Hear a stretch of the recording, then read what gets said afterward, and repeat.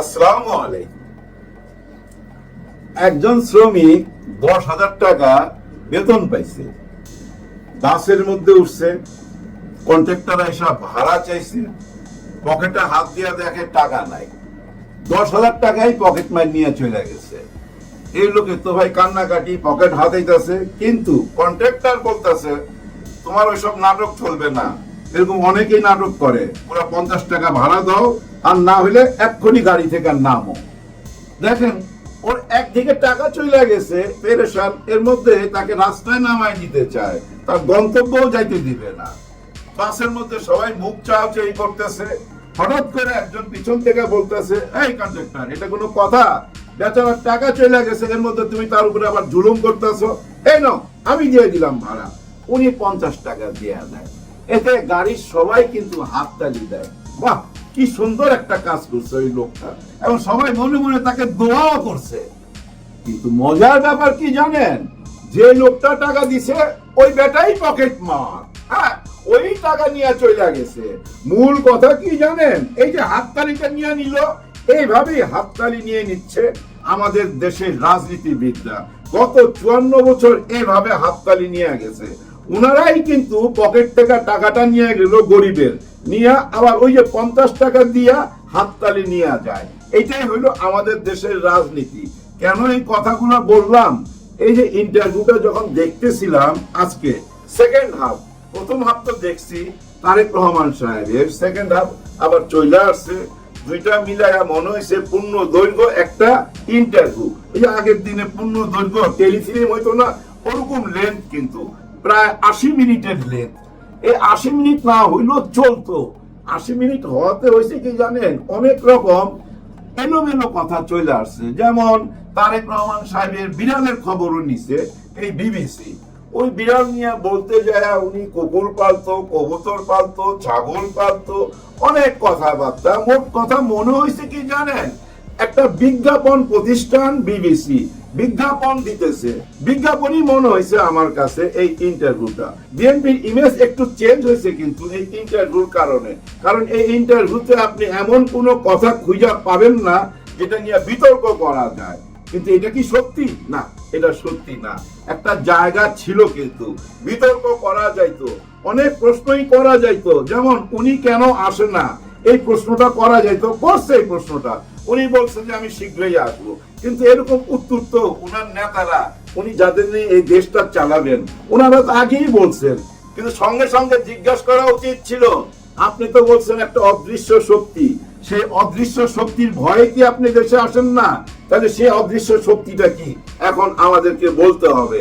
আরো অনেক রকম প্রশ্ন করা যাইতো, যে আপনি বিদেশে এত বছর কি করতেছেন, আপনার জব কি, কিভাবে আপনি চলেন। অনেকের মনে প্রশ্ন আছে, বিবিসি এটা জিজ্ঞাসা করা উচিত ছিল। জনগণের মনের প্রশ্ন, জনগণের মনে প্রশ্ন আছে না, যে উনি লন্ডনে কিভাবে টাকা পয়সা পায়, এত দামি এলাকায় থাকে, কিভাবে ভাড়া দেয়, এটা জনগণের মনের প্রশ্ন। তো জনগণের মনের এই প্রশ্নটা বিবিসির সাংবাদিকের করা উচিত ছিল, করে নাই। যেমন আরেকটা জায়গায় উনি বলতেছিলেন আওয়ামী লীগের বিচারের ব্যাপারে, আওয়ামী লীগ যে অন্যায় করছে তার বিচার হবে কিনা। তারেক রহমান সাহেব কিন্তু বলছে অবশ্যই আওয়ামী লীগের বিচার হইতে হবে। শুধু এই জুলাই গণ অভ্যুত্থানের সময় যে অন্যায় অবিচার করছে সেটা না, আওয়ামী লীগ যতদিন ক্ষমতায় ছিল ততদিন যে অন্যায়গুলো করছে, যে লুটপাট করছে, দেশের টাকা পয়সা সবকিছুর বিচার হইতে হবে। এবং সাথে কিন্তু আরেকটা কথা বলছিল, 71-এ যারা অন্যায় করছে তাদেরকেও জবাবদিহি করতে হবে। সঙ্গে সঙ্গে কি প্রশ্ন করা উচিত ছিল না, 71 মানে আপনি কাকে বোঝাচ্ছেন? সোজা কথা নাই, এই জ্যাকটা ইন করাই দিছে জামাতের দিকে। হ্যাঁ, জামাতের দিকেই তো আঙুলটা ইশারা করছে। প্রশ্নটা করা উচিত ছিল যে জামাত যদি 71-এর দোষী হয়, তাহলে এই অপরাধীদের নিয়ে আপনারা কেন আন্দোলন করছিলেন? এই অপরাধীদেরকে পুনর্বাসন করছে কে? শহীদ জিয়াউর রহমান, উনি কেন করছিলেন? আবার দেখেন এই আওয়ামী লীগকে পুনর্বাসন করছে কে? শহীদ জিয়াউর রহমান। ইন্ডিয়া থেকে ওনাদের দুই বোনকে ডাইকাই না রাজনীতি করার সুযোগ করে দিছে। আবার দেখেন এই জামাতে ইসলামের কলিগ কারা? আন্দোলনের কলিগ আওয়ামী লীগ, কখনো কখনো আন্দোলনের কলিগ বিএনপি। হ্যাঁ, এরাও তো করছে। যেমন আমরা এখন বলি না আওয়ামী লীগের দোসর জাতীয় পার্টি, এটা তো বলি। তাহলে আওয়ামী লীগেরও দোষর এই জামাত ইসলাম। জামাত ইসলাম তো আওয়ামী লীগের সাথে আন্দোলন করছে, আবার এই জামাত ইসলাম বিএনপির সাথেও আছে, তাহলে বিএনপিরও তো দোষর। তাহলে ৭১-এর প্রশ্ন যখন আপনি সামনে আনবেন, তখন কি আপনাদের বিচার হবে না? আওয়ামী লীগের বিচার হইলে বিএনপির বিচার হবে না কেন? এই প্রশ্নটা করা উচিত ছিল না? যে আপনারা বিএনপি তো পুনর্বাসন করছেন এই জামাত ইসলামকে, জামাত ইসলামকে নিয়ে আপনারা বহুবার সরকার গঠন করছেন, তাহলে আপনাদের বিচার হবে কি? এরকম কোনো প্রশ্ন ছিল না। আসলে হয়ে গেছে কি জানেন, অনেকটা বিজ্ঞাপনের মতো। বিবিসি কে মনে হয়েছে অন্তত এই ইন্টারভিউটা দেখা যে একটা বিজ্ঞাপন প্রতিষ্ঠান। সুন্দর একটা ইমেজ কিন্তু ফিরে আনছে তারেক রহমানের, এবং ওনার দলের প্রতি মানুষ কিন্তু একটু সহানুভূতি এই ইন্টারভিউ প্রচার হওয়ার পর। কিন্তু এরই মধ্যে দেখেন চুয়াডাঙ্গা নিয়ে একটা প্রতিবেদন চলে আসছে 15 মিনিটের, ইলিয়াস হোসেনের। এই ইন্টারভিউটা দেখার পরই কিন্তু আমি চুয়াডাঙ্গার ইলিয়াস হোসেনের এই প্রতিবেদন মানে 15 মিনিটের এই ভিডিওটা দেখার পর আমার মনে হয়েছে, হায় হায়, ইঞ্জিন ভালো, বগির কেন লক্কর ঝক্কর। দেখেন পুরো প্রতিবেদনের মধ্যে বিএনপির যে চরিত্রটা ফুটে উঠছে ভাই, ভয়াবহ। মনে হচ্ছে কি জানেন, ওই যে ভারতের চম্বল নামে একটা ডাকাতের এলাকা আছে না, ওই চম্বল হয়ে গেছে চুয়াডাঙ্গা।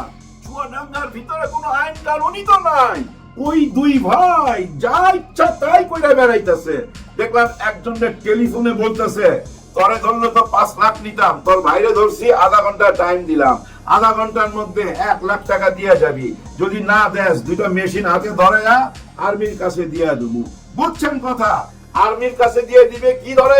মেশিন, মানে পুরানা 2টা আর্মস ধরা দিবে, পিস্তল ধরে তাকে ফাঁসায় দিবে, তারপরে ওই যে মামলা বাণিজ্য করবে।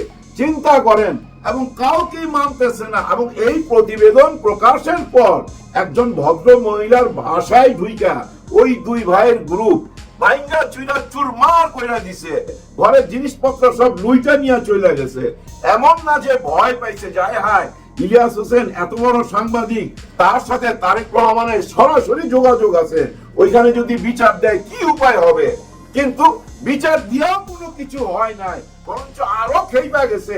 মদের বোতল নিয়ে আসে, সামনে চলে আসছে, তারে বহিষ্কার করছিল ভাই। বহিষ্কার করার পর মদের বোতল সামনে আই না ছবি দিছে, এই বহিষ্কার আমি এইটা দিয়া মানি।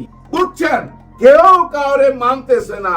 যার জন্য বলছি, মেশিন যত ভালো হোক, ইঞ্জিন যত ভালো হোক, বগি যদি ভালো না হয়, তাহলে কিভাবে আপনি টাইনা নিয়ে যাবেন ভাই? টাইনা নিয়ে যাইতে পারবেন না। ভাঙাচুরা বগি তো আপনার দলের লোকজন এগুলো কি বলে? আপনার দলের লোকজন বলে আওয়ামী লীগকে নির্বাচন করতে না দিলে এই নির্বাচন গ্রহণযোগ্যতা পাবে না আন্তর্জাতিক ভাবে। এই যে আপনাদের মনিয়াপা আছে না, উনি বলছে, আর অনেকেই বলে। আর ফজলুল সাহেব যে কি বলে উনি নিজেও জানে না। উনি তো চাই আওয়ামী লীগ ফেরত আসুক, মুখে বলে না, খালি বলে স্বাধীনতার পক্ষের একটা শক্তি আসবেই। সে আসবেটার প্রমাণও পাওয়া যাচ্ছে। ওই যে সাবের চৌধুরীর বাড়িতে চলে গেছে 3 জন অ্যাম্বাসেডার, সুইডেন, নরওয়ে এবং ডেনমার্ক। এই 3টা দেশের অ্যাম্বাসেডার ওনার বাড়িতে যোগাযোগ করতেছে। তারেক রহমান সাহেব বলতেছে যে আমরা বিচার চাই, বিচার হইতেই হবে। কথার কোনো মিল নাই ভাই। ওই পচা রাজনীতি আর চলবে না। সামনে এক কথা, পিছনে আরেক কথা। ওই দিন নাই রে ভাই, ভুইলা যান ওইসব দিনের কথা। দেখেন না দুনিয়ার মাঠের খেলোয়াড় কি খেলা খেলতেছে, একটু কি ইঙ্গিত পাইতেছেন না? সাবের চৌধুরীর বাড়িতে যে চইলা গেল 3 জন অ্যাম্বাসেডার, কার পারমিশন নিয়ে গেল, কে অনুমতি দিল? বোঝার চেষ্টা করেন। বলছে না ডাক্তার ইউনূস স্যার, আগামী নির্বাচন হবে ঈদের উৎসব, ঈদের আনন্দ। তো সেই ঈদটা যদি আপনি করতে চান, পুরো বাংলাদেশের মানুষকে নিয়ে ঈদ করতে হবে, নাকি এরকম কিছু করবেন যে আচ্ছা এই দলটাকে নিয়ে আমরা ঈদ করুম না, আমরা এই দলগুলা নিয়ে ঈদ করুম, নির্বাচন করুম, অর্থাৎ ভোট দিতে যাবো। ভোটের আনন্দ যদি নিতে চায় সবাইকেই লাগবে। ওই দিকেই মনে হয় দেশটা যাচ্ছে, আর যাওয়া উচিত। কারণ কি জানেন, গত 14 মাস কেউ কাউকে বুঝাইতে পারতেছিল না। সবাই মনে করতেছিল ভাই ক্ষমতায় চলে গেছি, কে কারে থামায় পাত্তাই তো দিতেছে না, পারলে পুলিশটা ধইরা পিটায়। আমি দেখলাম কিছুক্ষণ আগে একটা ভিডিও, একটা লোক দৌড়ে গেছে আর্মির গাড়ির কাছে, যে ভাই কি যেন একটা ঘটনা ঘটছে জানি না, কিন্তু পিছন থেকে আইসা তারে বাইরে আইতাছে, গাড়ি থেকে কিন্তু কেউ নামে নাই। খুব দুঃখ লাগলো, কষ্ট পাইলাম। তার মানে কি জানেন, কিছু একটা তো হইতে যাচ্ছে। এই যে ইলিয়াস হোসেনের চুয়াডাঙ্গার প্রতিবেদন, এই চিত্রটা কি শুধু চুয়াডাঙ্গার জন্যই? বাংলাদেশের অন্যান্য জায়গার চিত্র কি? খুব কাছাকাছি ভাই, খুব কাছাকাছি। বিবিসি এবং তারেক রহমান সাহেবের এই 70-80 মিনিটের বক্তব্য বা সাক্ষাৎকার যতটা সুন্দর, পুরা দেশের অবস্থা ততটা সুন্দর না। আর এই অস্থিরতা, আমাদের দেশের বর্তমান এই 14 মাসের অস্থিরতার পিছনে হাত কার, কারণ কি, সেটা খুঁজে বাই করেন। চাঁদাবাজ নিয়ে কথা উঠাতে তারেক রহমান সাহেব কি বলছে, যে কিছুটা সত্য আর কিছুটা হচ্ছে আওয়ামী লীগরা, যারা আওয়ামী লীগের বিএনপি জায়গা জমিন বাড়ি ঘর সম্পত্তি দখল করছে, ওগুলো তারা ফেরত নিছে। ভাই, ফেরত নিতে গিয়া যে তাণ্ডব চালাইছে, ওইটা কি বৈধ? ওইটা কি আইনগত? ওনারা কেন আইনের আশ্রয় নিল না? নিজেরা যায় কেন বিচার তুলে নিল? মব জাস্টিস করলো। এই মব জাস্টিসের পিছনে কাদের হাত, এই অস্থিরতার পিছনে কাদের হাত, এটা আপনারা বুঝে নিয়েন। এইটা কি থেমে যাবে? না না না, থামবে না, চলতে থাকবে, আরো অস্থিরতা বাড়তে থাকবে। নির্বাচন যত কাছে আসবে, অস্থিরতা আরো চরমে যাবে। কারণ কি জানেন, ওনাদের আসলে কোনো লিডার নাই। লিডার চোখের আড়ালে তো ভাই। দেখেন, এই যে ইয়াং জেনারেশন, যারা 18 থেকে 25 বছরের মধ্যে, এরকম ভোটার তো আছে 2 কোটি। এই 2 কোটি ভোটার তখন মায়ের কোলে ছিল তারেক রহমান যখন দেশ ছাড়ছে, তাই না? তারেক রহমান যখন দেশ ছাড়ছে, এই ভোটার গুলা মায়ের কোলে ছিল। এরা এখন বড় হয়েছে, এরা জানে না তারেক রহমান সাহেব কেমন দেখতে, কেমন কিভাবে কথা বলে, কিভাবে হাঁটে, ওনার হাইট কেমন, কিছুই দেখে না। সবকিছু এই মোবাইলে দেখতেছে। এই ইয়াং জেনারেশন ওনাকে শুধু অনলাইনেই দেখছে, ক্যামেরাতেই দেখছে, বাস্তবে দেখে নাই। আর বাস্তবে দেখে নাই বইলাই ভাই, ওই যে একটা দরদ থাকে না, বাস্তবে দেখলে, গায়ের সাথে গা লাগলে, হাত মিলাইলে একটা দরদ আসে কিন্তু ভাই। যেমন আমি রাহুল গান্ধীকে দেখলাম, পাহাড়ি এলাকা দিয়ে যাচ্ছিল, হঠাৎ করে গাড়ি থামায়া কিছু পাবলিক দাঁড়ায় ছিল, পাহাড়ি ভাই বোনরা, ওদের সঙ্গে বুক মিলাইতেছে, হাত মিলাইতেছে। এই যে যার সাথে হাত মিলাই গেল না, রাহুল গান্ধী তার ভোটটা পাবেই, কনফার্ম থাকেন পাবে। এত বড় নেতা তার সাথে হাত মিলাইছে। কিন্তু তারেক রহমান সাহেব যখন আসবে, অর্থাৎ আমি গত ভিডিওতে বলছিলাম শীতে আসবে। কেন বলছি শীতের কথা? ওয়েদারের ব্যাপার ভাই, বুঝছেন না? এই গরমের মধ্যে আইসা অস্থির হয়ে যাবে। তো শীত আসলে হবে কি জানেন, ইংল্যান্ডের ওয়েদারের সাথে ম্যাচ করবে। কিন্তু তখন আইসা এই 64টা গ্রামে বা ডিস্ট্রিক্টে যাইতে পারবে না। মানুষের সাথে হাত মিলানোর সুযোগ থাকবে না। কারণ নির্বাচনের তফসিল ঘোষণার পরই উনি বাংলাদেশে আসবে। আর তখন পুরা শীত পইরা যাবে। আমরা জ্যাকেট পইরা, কোট পইরা, মাফলার গায়ে দিয়া ওনাকে স্বাগতম জানাবো এয়ারপোর্টের রোডে, ইনশাআল্লাহ। সবার জন্য সবাই দোয়া করবেন। আল্লাহ হাফেজ।